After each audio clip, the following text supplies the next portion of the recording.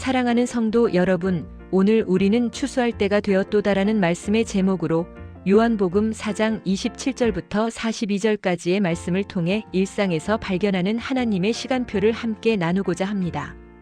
오늘 말씀은 변화와 역동적인 흐름이라는 주제로 크게 세 가지 중요한 사건을 다룹니다. 먼저 여인의 놀라운 변화입니다. 그녀는 물동이를 버려두고 마을로 달려가 예수님을 증언하죠. 그리고 제자들을 향한 예수님의 가르침, 바로 영적인 추수의 비밀이 있습니다. 마지막으로 이 여인의 증언으로 인해 사마리아 마을 전체가 구원받는 장면이 펼쳐집니다. 그런데 이 모든 놀라운 변화와는 대조적으로 제자들은 예수님 곁에서 오해와 침묵 속에 머물러 있습니다. 이 이야기는 마치 햄버거 구조처럼 바깥쪽에는 여인과 사마리아 마을의 놀라운 구원이 있고 그 한가운데에는 영적 추수의 의미를 깨닫지 못하는 제자들이 있습니다. 예수님께서는 이 대조를 통해 우리가 무엇을 보고 무엇을 깨달아야 하는지를 가르쳐주고 계십니다. 여인에게 물동이는 단순한 도구가 아니었습니다. 그것은 그녀의 생존을 위한 필수품이자 고단했던 일상의 상징이었죠. 그러나 예수님을 만난 순간 그녀는 삶의 가장 중요했던 물동이를 버려두고 마을로 달려갑니다. 이처럼 참된 만남은 우리의 일상을 무시하는 것이 아니라 일상을 넘어 하나님의 위대한 일로 나아가게 하는 힘을 가집니다. 바로 이때 예수님과 여인의 대화가 절정에 이른 순간 제자들이 돌아옵니다. 그들은 예수님께서 사마리아 여인과 말씀하시는 것을 이상히 여겼지만 아무도 감히 묻지 않았습니다. 그들의 침묵은 믿음 때문이 아니라 여인을 향한 편견과 자신들의 당혹감에서 비롯된 것이었습니다. 복음은 경계를 강화하는 것이 아니라 사람을 살리기 위해 모든 경계를 넘어옵니다.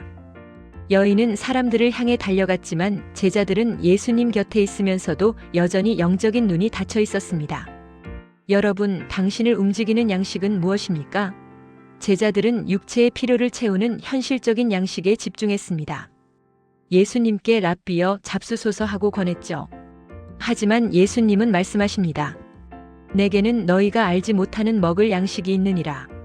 제자들은 눈앞에 배고픔만을 보았지만 예수님은 이미 한 영혼이 살아나는 기쁨으로 배부르셨던 것입니다. 예수님께서 말씀하신 양식은 바로 요한복음 4장 34절의 말씀입니다. 나의 양식은 나를 보내신 이의 뜻을 행하며 그 일을 온전히 이루는 이것이니라. 예수님은 음식을 거부하신 것이 아니라 삶의 우선순위를 바꾸셨습니다. 예수님의 가장 큰 갈급함은 육체의 배고픔을 채우는 것이 아니라 영혼을 구원하려는 아버지의 마음을 채우는 것이었습니다. 하나님의 뜻을 이루는 것이 곧 예수님을 살게 하는 진정한 힘이었던 것이죠. 제자들은 농사의 상식과 합리적인 계산에 따라 아직 넉 달은 있어야 추수할 때가 된다고 말하며 때가 아니라고 생각했습니다. 하지만 예수님은 말씀하십니다. 너희는 눈을 들어 밭을 보라. 이미 희어져 추수하게 되었도다.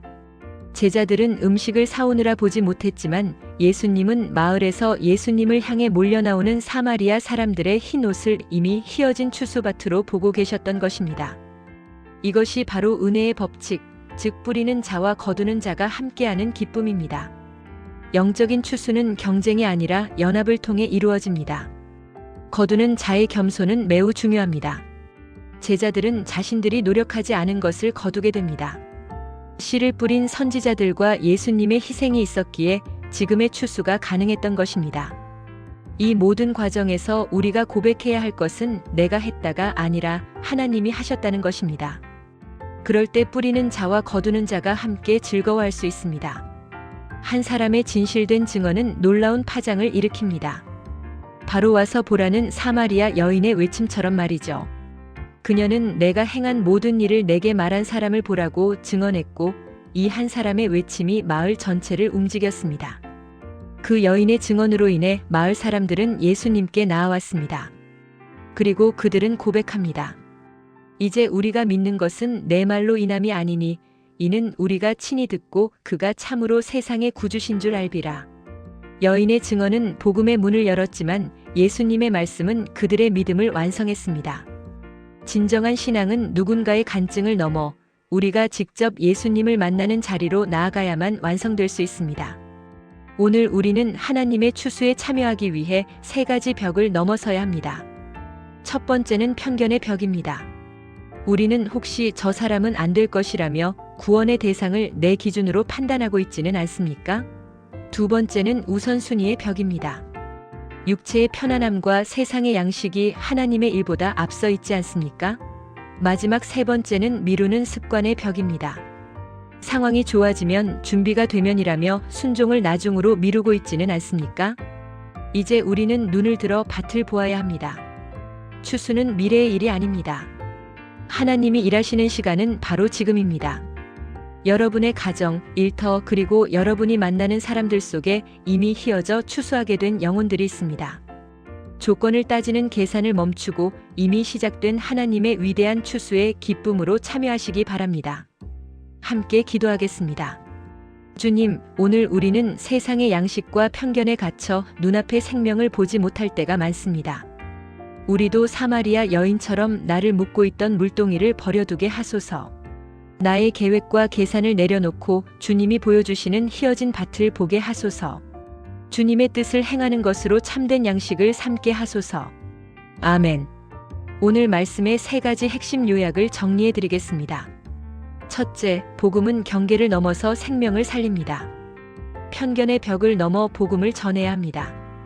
둘째, 참된 양식은 하나님의 뜻을 이루는 것입니다. 성도의 가장 큰 기쁨은 하나님의 뜻을 행하는 데 있습니다. 셋째, 지금이 바로 추수할 때입니다. 순종을 미루지 마십시오. 밭은 이미 휘어졌습니다. 오늘 함께 나눈 말씀은 매일 성경 큐티 요한복음 4장 27절에서 42절까지의 내용이었습니다.